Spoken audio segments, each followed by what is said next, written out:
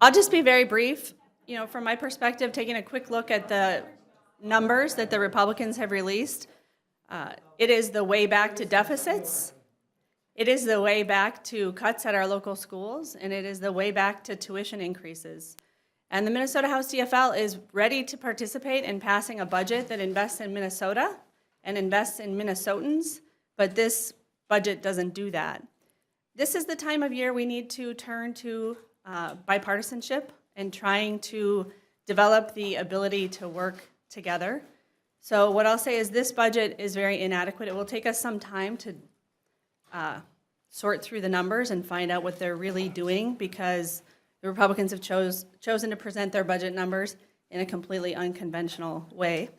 But once we figure out the details, we'll see where are the areas where we're most capable of compromising and see if there's some way that we can work together to get a budget that serves Minnesota.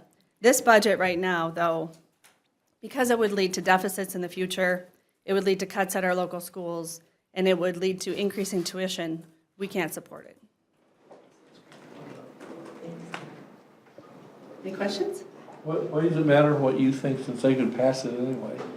Well, it depends on whether Speaker Dowd and Majority Leader Gazelka would like to pass a complete and thorough budget for the state of Minnesota, including a real transportation finance bill and a real bonding bill. And if those leaders are serious about doing the whole job that's in front of them for the state of Minnesota, they do need Democrats. And they need not only Democrats in the House and the Senate, but they need Governor Dayton. And the Democrats in the House and the Senate and Governor Dayton are very aligned on having a real transportation bill that means something, that Minnesotans can count on for 10 years into the future, and a real bonding bill. And I think if we can get to the point where they recognize a full and complete budget is in their best interests, I think there's still some hope. In the next 3 weeks, we could have a budget that everybody could be proud of. Are you at all encouraged by the timing? Do you think hitting targets at this point is a better sign for not ending in a train wreck? Yes, I have two positive things to say about the Republicans today. This is a good time for them to agree on their joint targets. It's good that they met the governor's timeline. There's still a lot of funny math in there that we have to sort out. But the second thing I'll say that's positive is the emphasis on having the conference committees use the process to do the work. The more of this work that is done in public and in a transparent way, the more likely we are to have bills that aren't a total mess when they hit the House and Senate floor, and the more likely we'll be able to finish session on time in an orderly way. Do you have faith that that commitment to doing things openly in conference committee will last? Well, it's hard to say. I have a lot of faith in Senator Gazelka. I think Speaker Dowd has learned the hard way that doing everything behind closed doors and then trying to jam things through at the very last minute isn't very productive. It's not good for Minnesota. Doesn't make him look good. So maybe he's gotten religion on that, and maybe he's more interested in seeing the process work too. They set a deadline for Monday. Do you see that as realistic? Can they get all this done in the next few days over the weekend? Well, I was kind of trying to read between the lines of what they were really saying. It seemed to me what they were really saying is they will have their conference committee reports buttoned up by Thursday, and they will make a decision at that point whether they're going to send them for a first round of vetoes. Honestly, I think that's probably the best thing because it gets us to the real conversation faster. And if we get to the real conversation by Monday, May 8th, we could still do a good budget on time. Does your first look at these numbers jive with what they said, is that they found a midpoint in just about every area, or? They found a midpoint between the Republicans and the Republicans. They didn't find a midpoint between Governor Mark Dayton and the Democrats in the House and the Democrats in the Senate and Republicans. So I think we still have a lot of work to do. We haven't really even started the compromise between Democrats and Republicans. We've got Republicans getting closer to singing off the same sheet of music, and they have a lot of policy work. They have a lot of policy disagreements between the House and the Senate. But I think they can make a substantial amount of progress on those disagreements by Thursday of next week. They managed to come from 105 million on the House side and 80 or 50 million on the Senate side in the public safety area, but it's still not clear if they're going to be able to fulfill the Chief Justice's request for the 51 million, if that's even possible. What's your view just within the public safety realm on that? I really can't speak to the public safety. I think that there's some hope that we could get a compromise between the governor and the leaders in the House and the Senate to get a public safety bill and an ag bill through sooner. I think it would be nice to get a couple of bills actually signed into law and show that we can work together, and even in those smaller areas where there's always more likely to be bipartisan agreement, and then we can build on that success. And I think it makes some sense to do what we can do together.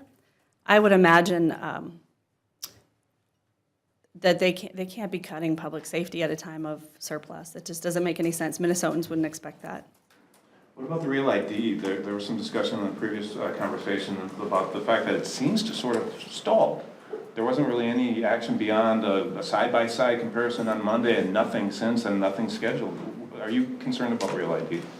I think the bipartisan bill that passed in the Minnesota Senate could pass out of the Minnesota House in about a minute. So I hope that we'll take up that bipartisan compromise. Do you think that's why it stalled and why no further meetings have been scheduled? They really all they did is a side-by-side on everything they already agree on and nothing else. You know, I think it's really up to the majority leader in the Senate and the speaker in the House to resolve any differences they have about that. And I kind of don't want to dig in and get real political on Real ID because I think there's a possibility we could do something soon together that does the job for Minnesota. The majority leader said that we shouldn't really treat this as a surplus year, considering the $542 million for reinsurance and $300 million for the buy down for the individual market people. So that took a lot of money away. So that the surplus mentality really is what we should be looking at here. Well, what they've really put out is a cut budget. What they've really put out is a deficit era budget. There's just no reason we should be firing teachers and increasing tuition in the state of Minnesota when we have a real budget surplus. So no, I don't agree with that. And the 7% increase they're finding in their bill for public schools, you're not looking at the numbers the same way?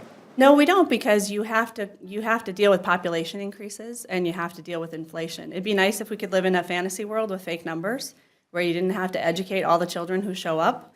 But if more children show up next year in my school district, we have to educate all of them, even though we might like to spend only the same amount of money we did last year. So we have to acknowledge the reality of population increases and inflation's impact on the state budget. Mayor, forgive me if this question's been asked already. The tax cut level that the Republicans are jointly proposing in the House and Senate, how do you see that number? It's extremely irresponsible. It would lead to a decade of deficits. So that's the part that we're going to need some serious recognition that there's a need for compromise. They say that Minnesotans had a part in a record number of surpluses.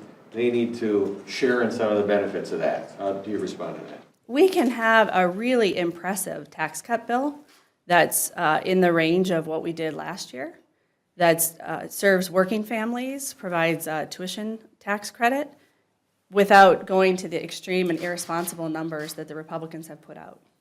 What do you think about the transportation number, 372? Well, I don't know if there's anything real there yet. It will, like I said, it will take us some time to sort out what they're really saying. I think it took us about a week to unravel their first set of targets because of the unconventional way that they present the numbers.